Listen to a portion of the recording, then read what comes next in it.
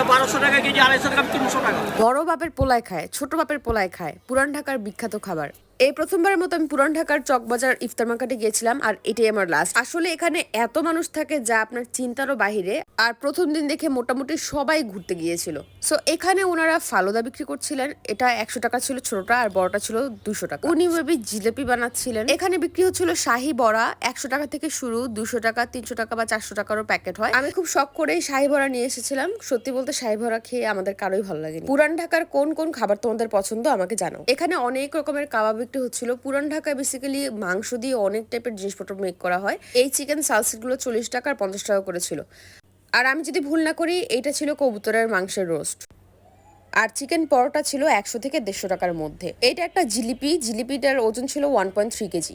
এগুলোর নাম স্বামী বা সুতি কাবাব করেছিল, 1600 টাকা করে কেজি ছিল। কাবাবগুলো দেখতে পুরো বালিশের মতো। এখানে বড় বড় অনেক রুটি সেল করা হচ্ছিল। চিকেন সাসলি, চিকেন ললি, চিকেন আলু পরোটা। 1200 টাকা কেজি, 250 টাকা, 300 টাকা। এটা 70 টাকা, সাসলি 70 টাকা, ললি 80 টাকা। এই যে ওখানের ফেমাস বড় বাপের পোলায় খায়, সবাই ওখানে ভিড় করেছিল, ভিডিও করতেছিল, ছবি তুলতেছিল। এই খাবারটার দাম মেবি 800 টাকা করে ছিল, 800 বা 1000-এর মধ্যে ছিল। এটা খেতে কি আসলেই ভালো আমাকে জানাও। অনেক রকমের আচার বিক্রি হচ্ছিল, এসব দেখে আমি চলে আসি। অনেক ভিড়, আর যাব না।